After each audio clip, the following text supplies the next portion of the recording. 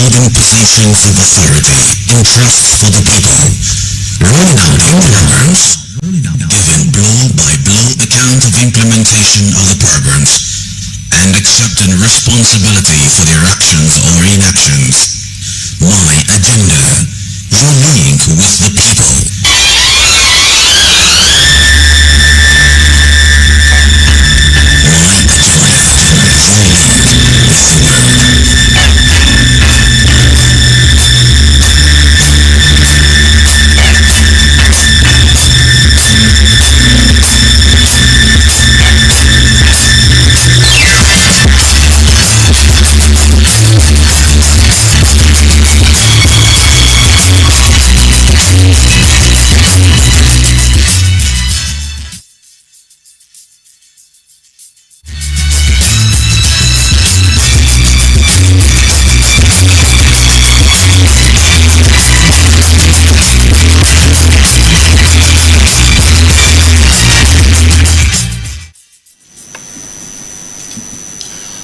Alright, lovely day to you out there. Thanks for joining us on another edition of our program, My Agenda.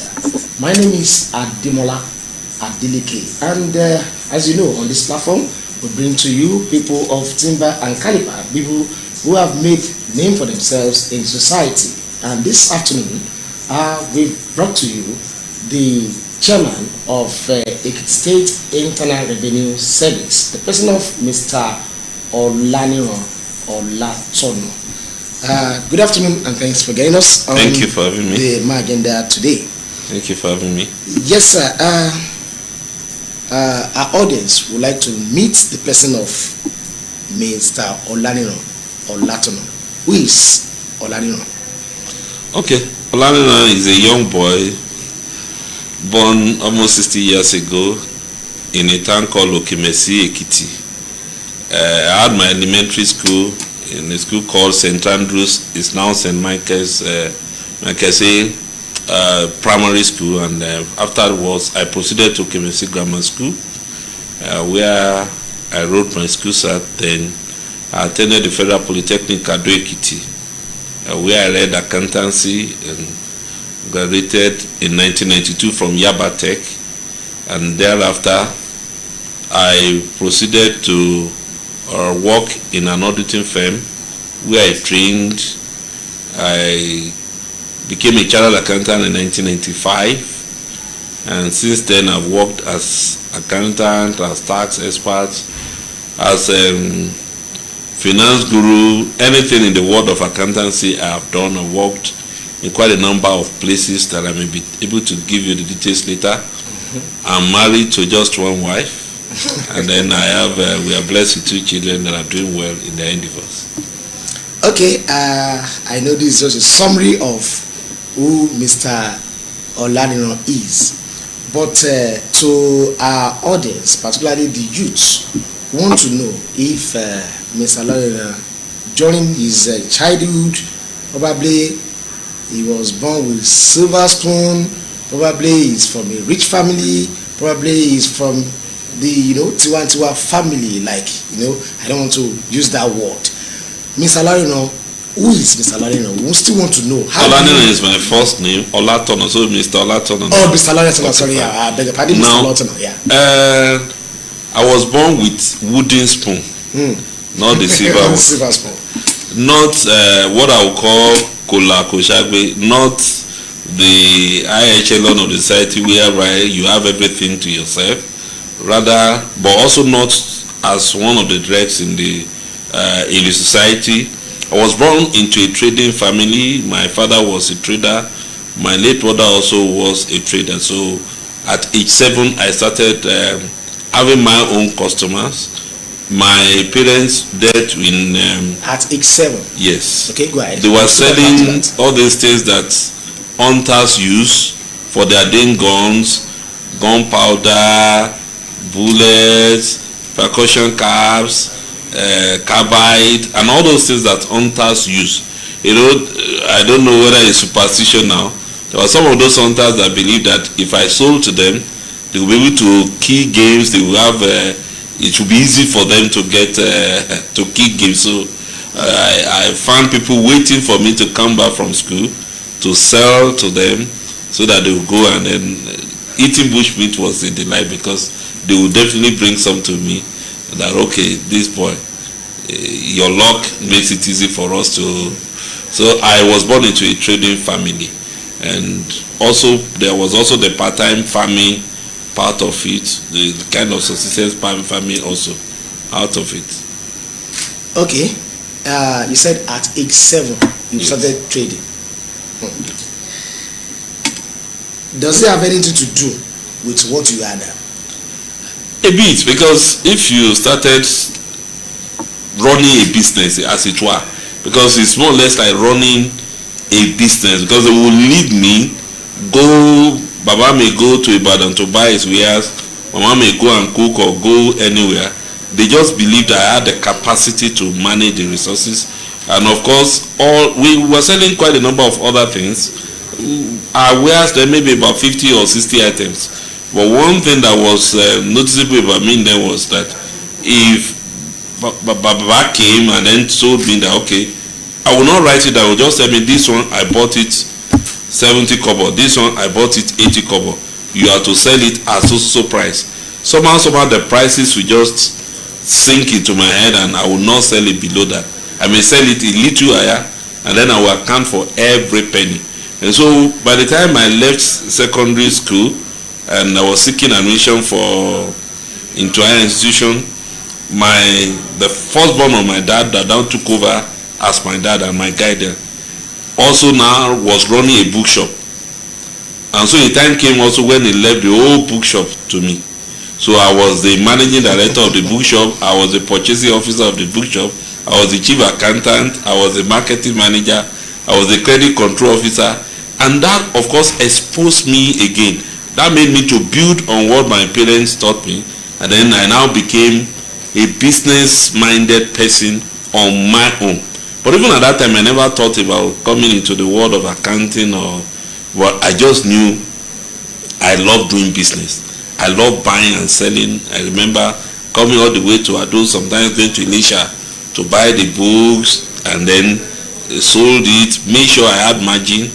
And there's this fortune about, I don't know whether we call it luck or fortune or whatever, but right from childhood it seems whatever I lay my hands upon, I just prosper in it.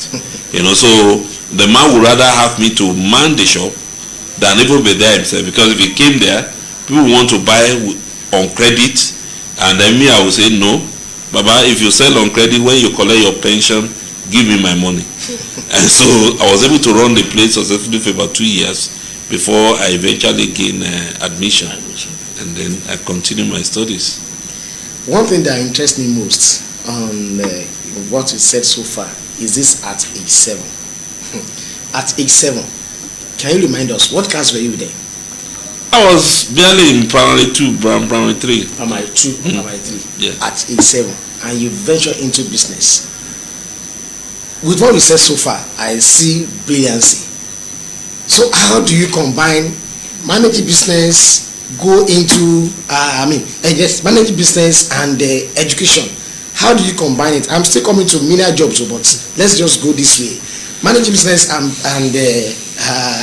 education, how do you combine the two? Primary 3, primary 4. It wasn't even anything to me. I was just having my own fun, because the fun was that, okay, these people will bring bushmeat. I'll sell to them. Baba has given me the price. This is what I sell it to them. So it wasn't anything to me.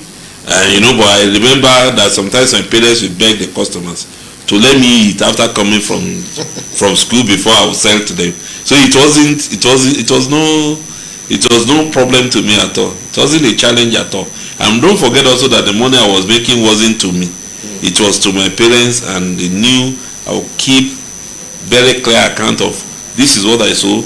Even when I couldn't write it down, I would tell them that I sold 10 of these, this is the money. I sold 5 of these, this is the money. So it's always been very easy for me. So during this period, how were you able to concentrate on your education? Because again, when I started school, I started with people that were relatively older in age. So I had always been the youngest in the class at one point or the other. And so I didn't even feel, I was coping. There wasn't any particular problem with my Maybe you academics. were favored because you were younger.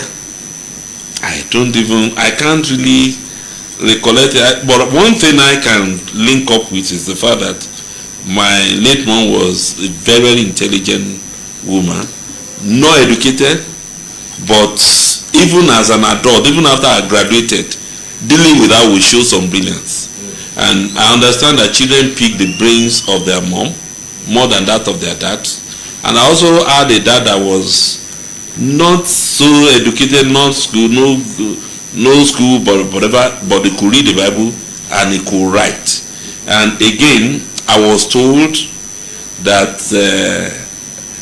because I married a woman who is a public health physician, and when she was doing her first master, I participated in the research on complete breast milk, and also how it impacts on brain of children. So I was told that I was actually on my mom's breastfed for over 2 years. So that may have also contributed somehow.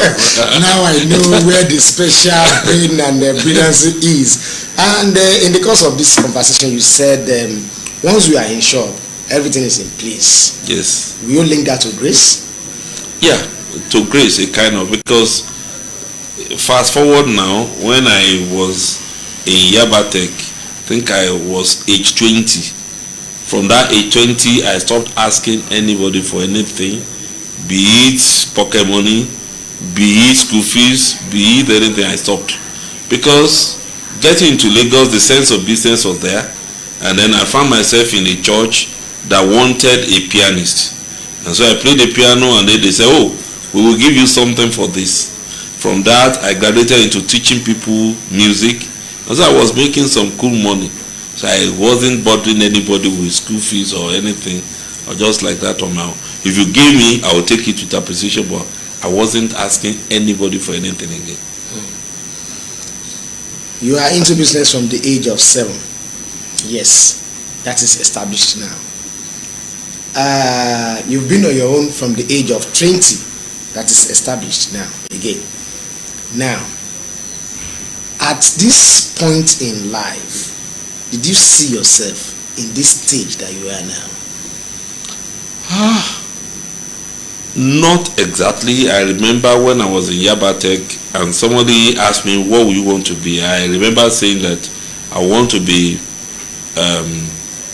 chief executive of a conglomerate. That's the kind of business that is beyond Nigeria. I had that dream. But I had phobia for anything government, and so I didn't want to have any dealing with government, and I just wanted a complete private life. But there was a twist in history that brought me here, to which I'm grateful to God for, which is part of grace which you are talking about. Yes, you are a man of grace, because at age 7, no, at age 7. So now you are where you are today. No doubt you've made a name for yourself. Or Laniro or Latono. If you Google it, you know that this is a name. At this point in life, growing up, did you engage in any menial job? No doubt you've told us about business. But at any time in that stage, did you go to kind of fend for yourself, to get yourself educated, though you have dad and mom, but to get yourself something doing just to engage that? Well, no, doing this to make myself comfortable. Not really, because like I said earlier on, we were not so poor, and so my school fees was guaranteed. I may not wear the best dress in town, but I was just okay, just like an average family. And since we were doing business, because I had to be in the shop, yes, once in a while I will follow my uncles to the farm, but not to collect money, not to collect money at all. Any little thing I did, maybe I would just sneak out to do it without my parents knowing. For example, at that time cocoyam was seen as food for the poor, and I like cocoyam. So I have to sneak out to some neighbors to eat cocoyam, because my parents will feel, You now say we are so poor, until my mom discovered, and then she was now buying it for me. So I didn't do much of the menial until age 20, when I now told myself I wasn't going to ask anybody for anything again. I resolved. So at that point, I now had to begin to look at it. Okay, what are the legitimate things I could do to fend for myself in the city of Lagos? And since I knew I had this grace of music, I love music, I could play the keyboard, I could play the guitar, I could play a number of others. So I found myself playing for churches, playing for bands, that's the time. And during my stay in Yaba Tech also, I made so much money, because at that time, youth corpers were collecting 350 naira per month. At that time, I was making up to 700 naira per month from my music business, which incidentally, one of my children has taken over now, so thank God. I've left it for him. Thank God. So, you earlier mentioned that children might likely pick from the brain of their mothers, but now your child has taken from your talent or brain, so to say. Yes, sir. Now that we already know who Mr. Olatono is, before you become this chairman of Ekiti Internal Revenue Service, who are you before now? Okay. When I left Yaba Tech in 1982, I served in a village called Garbachede in Taraba State, and the people, I found them very, very loving, and I still also love them. After then, I came back to Lagos State, because I did 1 year industrial attachment in a firm called SSFMK & Co., which was more or less like a Bende, Delta and Edo owned company at that time. And there, God helped me, that was after my ND, to distinguish myself such that the bosses, all these seniors and what have you, will always want to pick me anytime they wanted to go on audit. So I happen to be one of the very fortunate Nigerians that never suffered unemployment for a day, because I finished serving in October. I moved there to let them know that I was back in Lagos, and immediately they said, please start work. If anybody, if you ask them to show you by letter of application, I'm not sure they will show you anything. I just submitted my CV, and they said, okay, the month is almost over, can you start 1st of November? So 1st of November 1993, when I finished serving, I started working with them. There I also had a kind of distinguished career, because I rose very, very fast, and I remember being promoted to 4 levels within 10 months at a time, to the glory of God, because I was promoted when I sat for what we call P2, that's ICANN exam then, in 1994 November, and I passed. So by May, they gave me double promotion. By December of that same of 1995, when the result of the November exam was released, I had qualified as a chartered accountant. So I was promoted that December, making it third level between May and December. So when the ICANN result for the exam written in November was released around February 1996, and I qualified, the firm was confused. There was a guy ahead of me who had not even passed P2. Me had already passed P3. So the only way they could do it was, look, let us lift him up. So by February again, I was promoted again to become an audit senior. And then I worked there for a while, got my practicing license, worked briefly in a company called AAA Paper in Shomolu. Thereafter, crossed to Unichem Limited, a chemical selling company. I was representing Bayer in Nigeria. I worked there briefly, and then I pulled out to run my own audit firm, because I realized that from my audit PP, I had gotten over 180,000 for the year. Meanwhile, my normal salary was 180,000. So I pulled out that, okay, no, there's no point working for anybody again. But about a month or 2 months after, I got an offer from Nestle Nigeria PSC, which now was paying me like 3-4 times what I was earning. When I saw that money, I needed to settle that. I jumped at it in year 2000. So I joined Nestle.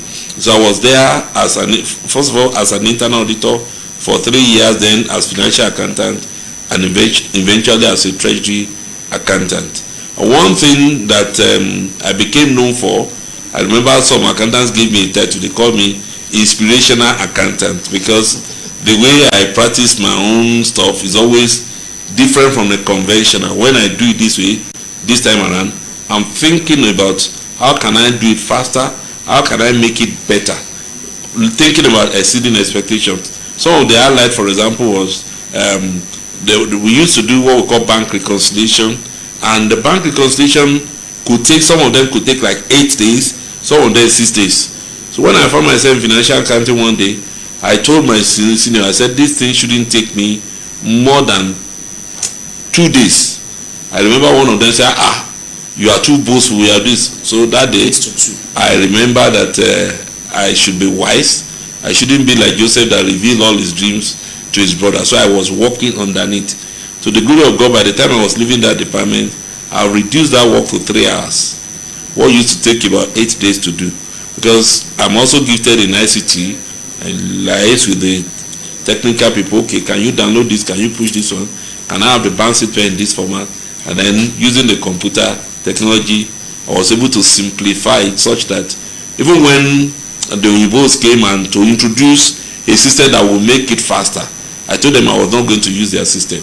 And when they said, what will I use? And I showed them my own solution, they realized that mine was faster, so I was let alone. So after leaving Nestle, I joined a company called Vono PSC. That's where I had my shortest stay. I was there for just 9 months, but lots of transformation. But I realized I was just like a square peg in a round hole. The system wasn't mature for me, and so I had to move on, because the expectations I had was that, okay, if I made use of all the trainings in Nestle, I should be able to do some transformative work in Vono. But the Nigeria factor prevented that one.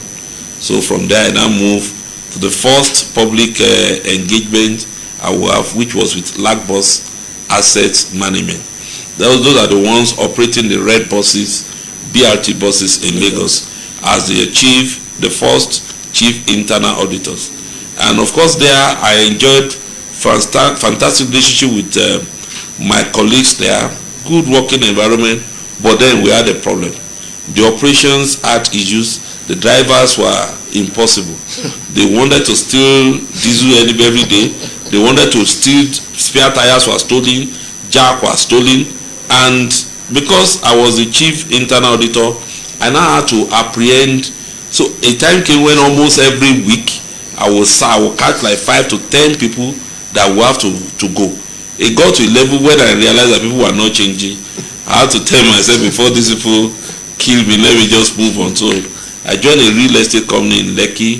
We were the first to be doing RICs around the Legushi, Kate Legushi. And we did quite a lot of projects there. I was also very instrumental in building the firm, making a name, assisting with banking transactions, auditors, and the rest of it. Before I now left to go back into practice, since I had my practices license. That was the time I now came to Ekiti State Internal Revenue Service and consulted for them in revenue mobilization. And I think we were able to generate over 200 million. No, don't go there yet. Okay. Don't go there yet. Okay. We are still coming there. All right. I guess your employer now does not make a mistake by employing you with what you just said, the profile you just read. In fact, with what I'm jotting down, I don't know what else to jot, because it's a lot. It's a lot to from you, but no doubt it's not out of place. Someone who started business from the age of 7, you don't expect less. Before we come to Ekiti State, your current employer, you've listed so many things. One of which is inspirational accountant. You got rapid promotion, and you said you were born with a wooden stick, but wooden spoon. Wooden spoon. Thank you. Wooden spoon.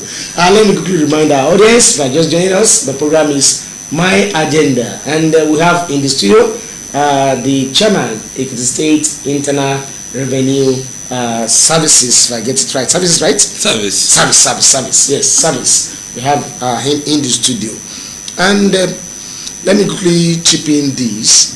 When you were doing all these things, because you've told us several things, and you know, to your credit, like I said the other time, this program is to inspire our youth, and I'm also a youth, and let me be sugar-coated now. I'm inspired with your profile, with all this thing that you have said, and all the achievements during this period. Do you have that agenda of what you are now? You know, from, let's say, from grace to grass. You know, I don't know how to put it, because I'm just flabbergasted.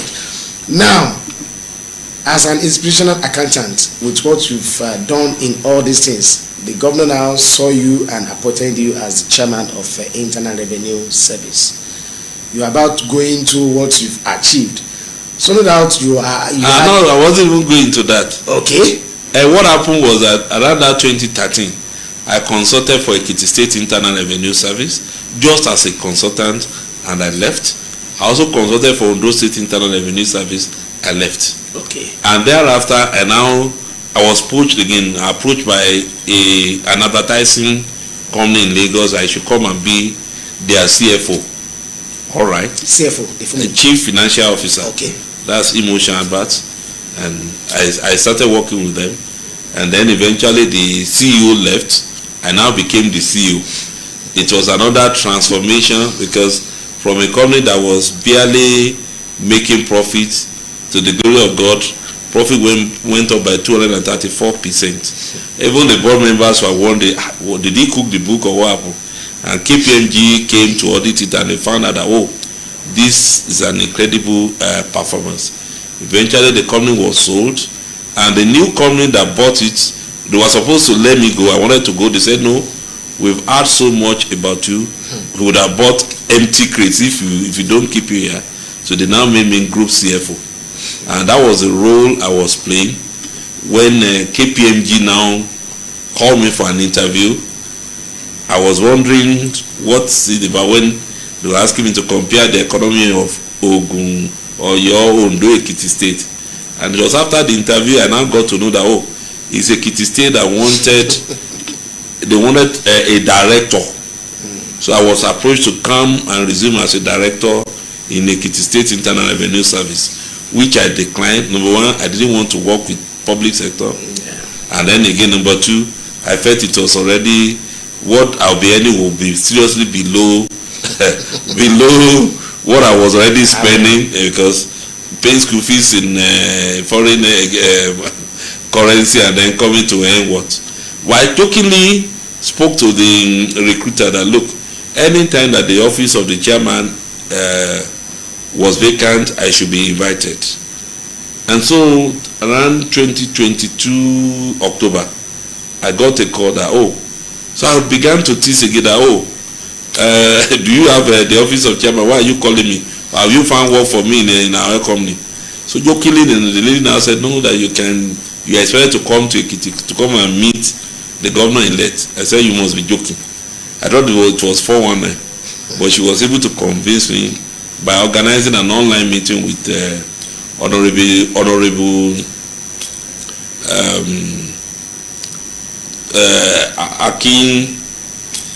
Akin Oyebode, the Honorable Commissioner for Finance.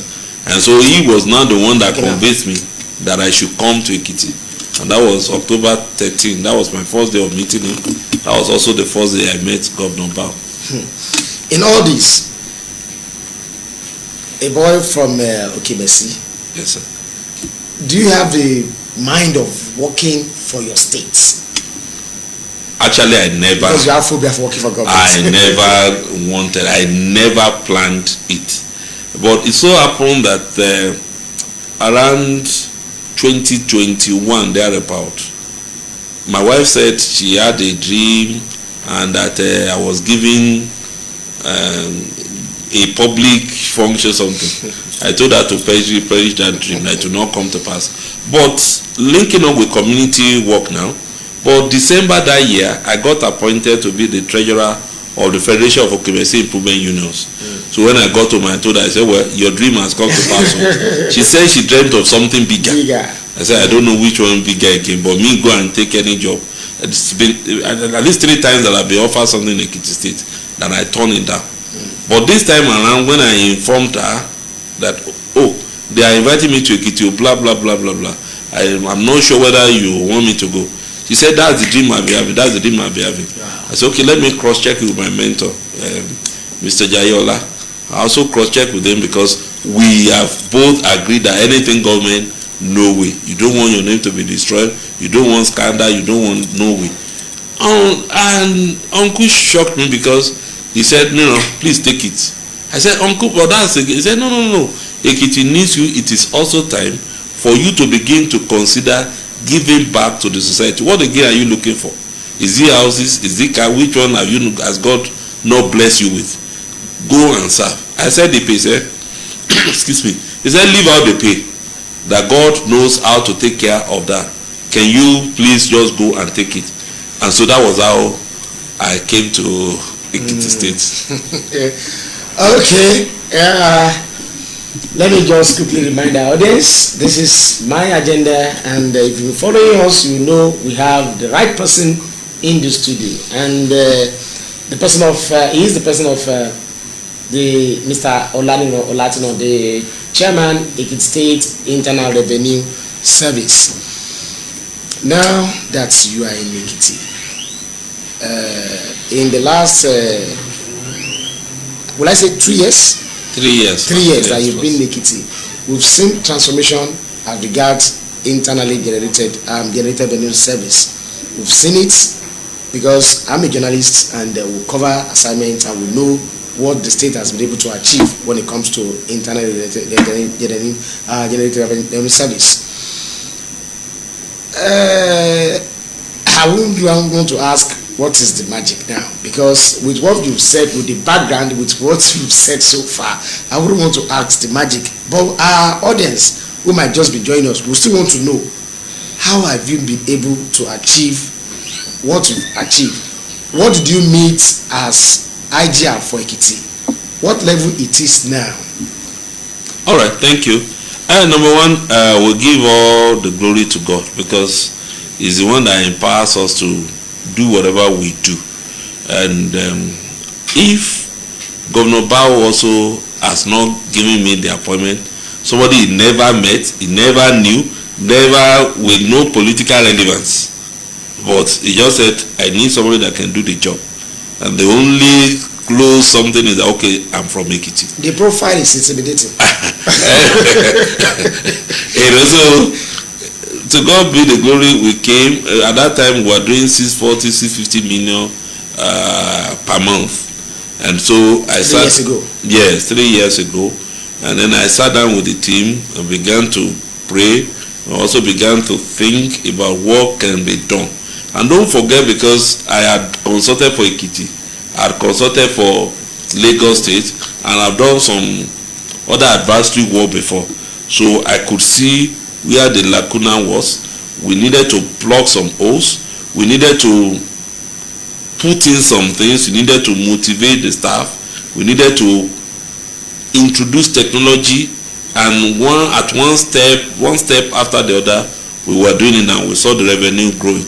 And if we didn't have the cooperation of Mr. Governor, who came to our office around March 2022, that was immediately after we crossed 1 billion for the first time. As within the first 3 months I joined. From 650 million. Yeah, we crossed 1 billion, we made about 1.2 billion. And so he paid a surprise visit to our office, and he met with us, and he gave an assurance that whatever we made, he will make judicious use of it for Ekiti people to benefit. And they have kept to that promise. He also said that whatever we needed, that even if we will not be able to provide 100%, whichever one we will be able to provide, that we should please manage it. So we had the case that we have 26 stations, and we had only 4 old. dilapidated vehicles, as it were. But I'm such a person that I don't complain about tools. I don't complain about tools. I don't complain about food. I don't complain. Complaint is always far from me. And so part of what I did was to make use of what we had. And again, don't forget I'm a musician. Musicians are entertainers. And so I always love to make the workplace as interesting as possible. And so creating an atmosphere where staff can express themselves, they can be relaxed, they can operate a completely open office. So they can bounce ideas and say, Chairman, why don't you do this? Why don't you do that one? And if you give us an idea that would lead to better revenue, of course, I have my own way of giving incentive to motivate the staff. And with the cooperation of Mr. Governor also, he signed our autonomous letter that we should now be fully autonomous. That was April 2023. That's less than 6 months after I joined. Initially, we were livid. I was asking him to sign it to take effect from 1st of June 2023. But the Honorable Commissioner for Finance back then said, Your Excellency, please approve it from them with effect from April. And we're already in the middle of April when I saw it approved as recommended by HTF. I said, hey, so I had to call my team that look, it's now a swim or sink situation. Because our autonomy now meant we'll be responsible for our own salaries, we'll be responsible for whatever happened to the service. And of course, I love it because having been a businessman also myself, I love the challenge. And then I called my colleagues together. We did some brainstorming, we did some training, and then the revenue kept on jumping up afterwards. From 650 or thereabouts to about 1.2 billion in 3 months. How were you able to do this without putting the burden on Ekiti people? You know, from that revenue, it's a very high thing, from about close to double of what we had before. So how were you able to make it without putting the burden on Ekiti? It's simple. Much of what we did was to identify those that were underpaying, those that were not paying, and bring them in. And then some were paying. It's like if you are trading and then you are putting the money inside a sack with O, the money will not be recorded. By blocking loopholes also with technology. Let me give you an instance. Some people paid 1.5 million to get tax clearance as taxes for some individual, 1.5 million in 2 places, that's 3 million. But some people, some fraudsters went ahead, gave receipts for 3 million, but what actually entered into the coffers of the government was 30,000 naira. That's 1%. And so investigation in one way or the other now led us to discover that. So we had to call those people back that, look, you have not paid, what we see in our record is 30,000, not 3 million. And that alone now made people to be aware that, if you commit fraud, don't forget I have an audit background and I'm a forensic accountant as well. So that enables me to identify where the loopholes are and then engage brilliant minds who also assisted in blocking it. Once the sack is not leaking, it is just natural, of course, that revenue will come up without making life difficult for the people. Yes, there are a few people that will say, they gave me this body, they gave me this, but more often than not, when you ask them, while you serve your letter to say this is what you should pay, yes, you are served. What did you do about it? Some will tear it, they will not know that everything is recorded. So the law is there. That's why in the last 3 years nobody has been able to take us to court, because I've thrown it on on the social media, even in situations like this on here, that if we have done anything that you think is untoward, take us to court. Nobody has been able to take us to court. Because we do our work according to the law. There are some revenue that, my son will say, can we get this up? I will say, where is the law backing it up? If there is no law backing it up, we will not take it. So that has helped us also tremendously. Okay, now in your assessment of how Ekiti people respond to tax payments, with what you've had before, your background, where you are coming from, how will you rate the response of Ekiti people? I would say 6/10. 6/10. 6/10. That is above.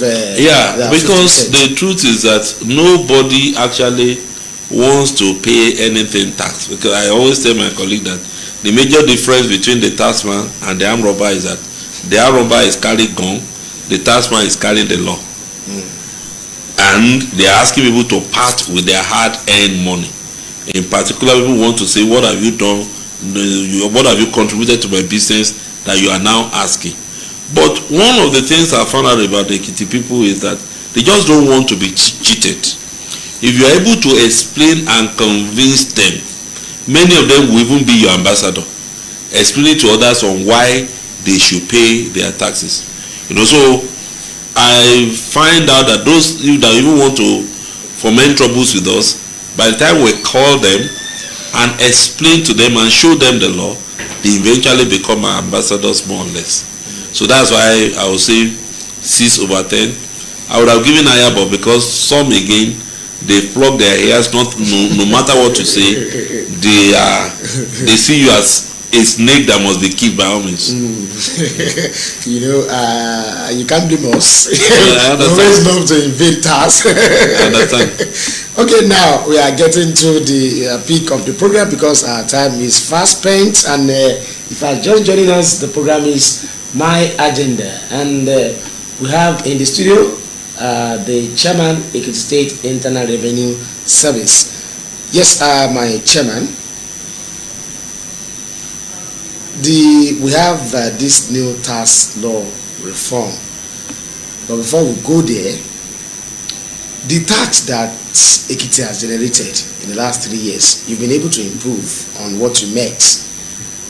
In your assessment, without being biased, in your assessment, would you say the tax has been expended or utilized effectively? It's not even a matter of being biased. I have seen the Oriades, the Cabases, some of them calling and say, Mr. Chairman, we love what your governor is doing with the money. Come and collect my tax. So if you have Mr. Governor, people coming to you to say, come and collect my tax, it's a reflection of the fact that they are convinced that something good is being done with the money they generate. Let me also give you an instance. Transparency rating agencies, over time, I think they do their ratings every quarter, but more often than not, I think Ekiti State has been the one that has always led in that transparency and accountability index. That points to something that Mr. Governor and his team are making judicious use of the money. I laugh sometimes when people compare us with a local government in Lagos State or blah blah blah, because like people will say, the size of the bird will determine the size of the nest. What some of these other states make in 3-4 weeks is more than what we make in a year, and so we should just compare likes with likes. How much are we generating? Okay, with the new law now, the new law is talking about raising the bar so that it is the high net worth individuals that will pay more than the low income earners. And when I look at it, the new law, for example, how many Ekiti sons and daughters that reside in Ekiti State would claim to be earning over 2 million in a month? Legitimate that you say you earn over 2 million in a month. So that puts us, well, in Lagos, several, I will be able to, even on the tip of my fingers, I can count 10 or 20. When Ekiti, I'm not able to count 5. And so what you are seeing may not be as grandeur as what you expect. But let us thank God that we have a governor that is making judicious use of the little that comes in. Mr. Chairman, I want to chip in this thing.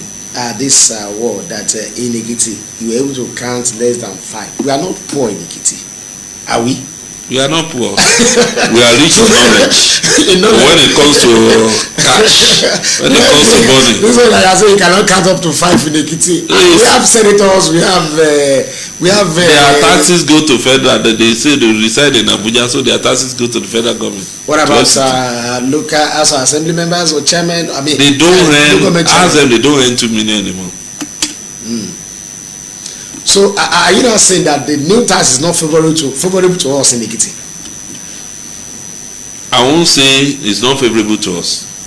The mindset of Mr. President is, you guys stop taxing the roots. Low income earners. Tax the fruits. Don't make it difficult for the poor to breathe. Leave them. If there are businesses that are doing less than 100 million in a year, don't bother them. Let them go.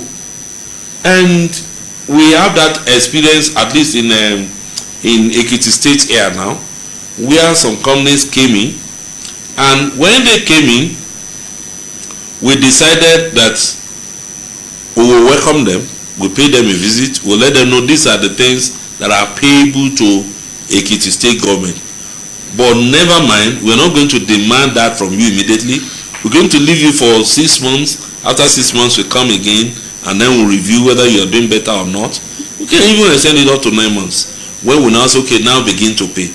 And in my experience, I've seen those companies now being so grateful, such that what we have collected from them is huge. And the irony is that they even comply more than those companies that I met on ground, because we have shown them that we are humane, and that again is meant to attract more investors into Ekiti. I mean, if you look at the Ekiti land, you can count almost all the companies. You can count. And then what is their turnover in a whole year? So that's what I mean. It's not as if we are poor.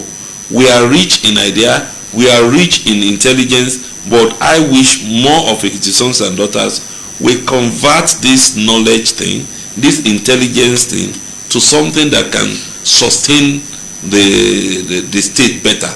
And that's why kudos also go to Mr. Governor on establishment of the knowledge zone. So what we are known for is that we are knowledgeable, we export lots of professors, but let those professors also come with ideas that can help us to develop the state better. All right, thank you, sir. I think it was last year your office gave back to those the residents that you are taxing. Your office gave back to them. This idea, I think, if I'm not mistaken, will be the first in Ekiti. Possibly the first even in Nigeria. Aha. So I don't want to go to Nigeria because the information at my disposal is the first in Ekiti. It might be your idea, it might be government idea, but it has been executed. Why are you giving back to these people? Okay, what really happened that the day of the storm in April 2025? It was a Saturday. 2025. Right. I was in the office, and the rain was something else. The storm was so much. I saw roofs being carried. I saw all manner of things, and even some water also was splashing into my own office. And I felt that, hey, this thing would definitely have affected some of our customers, our taxpayers. So on the following Monday, I now told my colleagues to look around for every taxpayer that may have been affected, in particular if they were up to date in their tax payments. And then they should, after they gave me the list, we now told the internal auditors who are independent to go and verify. So I said, okay, let's see what we could do. Some of them will give them 200%, some 300%, some 400% of what they are paid as taxes. It's just to show that we also have we are sensitive to them, and we are not just after taking it. And I remember discussing it with the general manager for this summer now. Yeah. That has to do with yes, and he said this is a noble idea. The government will surely do something, but while waiting for government to do something, I wanted my customers to be happy with me, and that one I discussed with my directors. and they bought into it. So that's why we were able to do that. And we still intend to do more, depending, of course, on the available signals. For example, in Ido, we did a borehole there. We put overhead tanks so that people around that place could fetch water. At Okiorumi also, we have done a borehole. Ido in Idosi. Yes, Ido, yes. Ido, Ekiti. Ido Faboro, as we call it then. And of course, also in Okiorumi area also, we have done a borehole. People around that area also come, they fetch. And we still intend to do that in some other places. We're also doing one in Ise, which should become operational maybe by June or so. So we do quite a number of small interventions. So the office is not only collecting tax, but you are giving back to the people. Yes. And even supporting MDAs also, because last year also we supported some of our MDAs. We gave some bikes, we gave some photocopier machine to make their own work also easier. We are optimistic that you support us in this. Okay. All right, because our time is fast spent on the program, and we are rounding off the program now. But I wanted to shed more light on this issue of this new tax law reform. Okay. There's this insinuations in town that our people who always want to evade tax, and there's this insinuation that if you want to send money to someone now, just for government to tax you, more than likely that you should write at the remarks, you should write maybe gift or probably loan or something. These funny remarks. I was at the market some times ago, and I want to pay the woman for the things that I bought. He said I should not write a payment for whatever, that I should write gift. I said gift? It's not gift. Now I'm paying for what I bought. He said no, I should write gift. So I wanted to enlighten our people, the market women, youth, to let them know. Is it once I put a remark on maybe I'm paying for a service now and I say gift, will I be exempted from tax, or would that person be exempted from tax? Shed light on this. It's unfortunate, like I was telling someone that every dictionary has become an overnight tax consultant. Tax is a very complex technical subject that some people even earn their professorship on. And so when everybody wants to talk because there is a tax reform, it becomes a problem. It's one of those misconceptions, is a lie.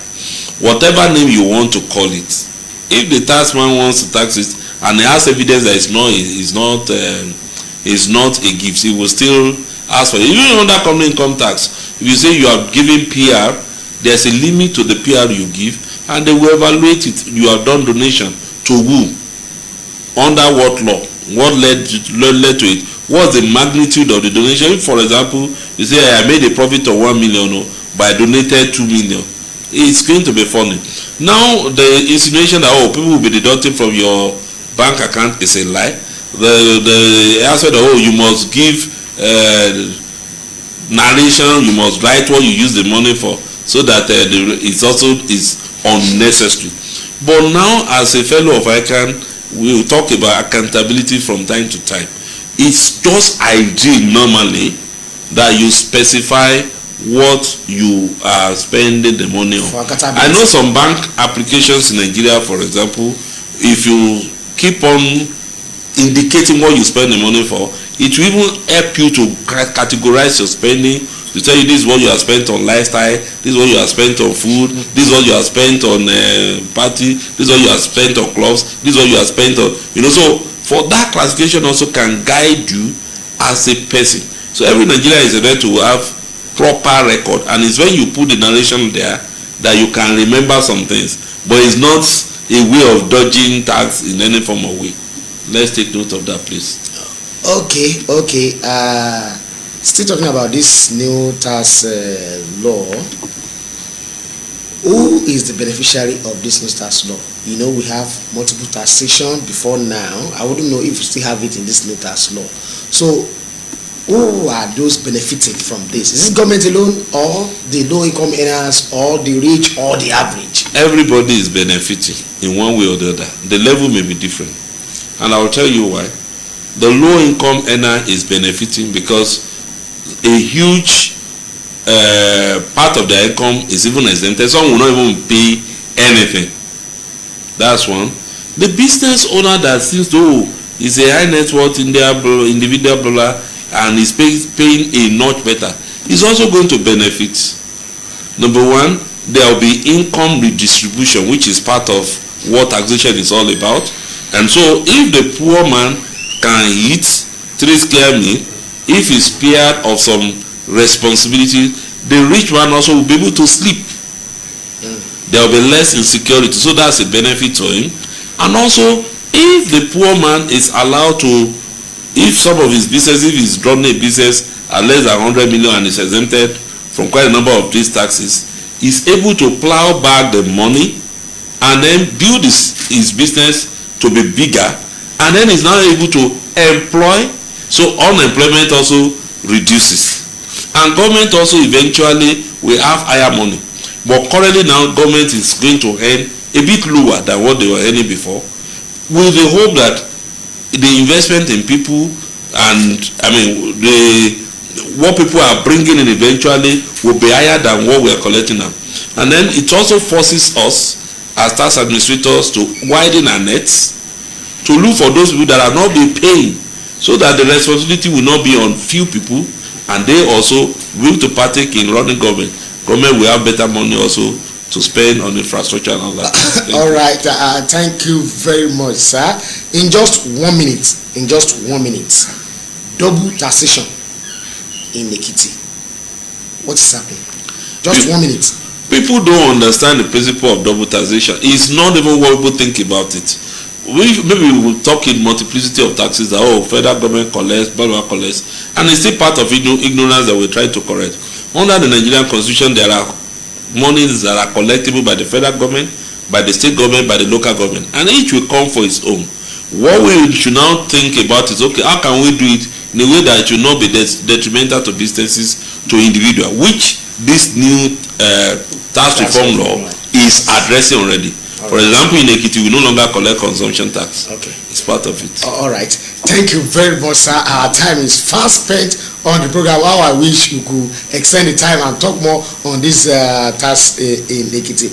Thank you very much for coming on the program. My guest has been Mr. Olalino Olatono, and is the chairman, Ekiti State Internal Revenue Service. Thank you very much. With that, we come to the end of the program this afternoon. Thank you, Thank you very much, sir, for coming on the program. Thank you. Thank you, sir. And accepting responsibility for their actions or inactions.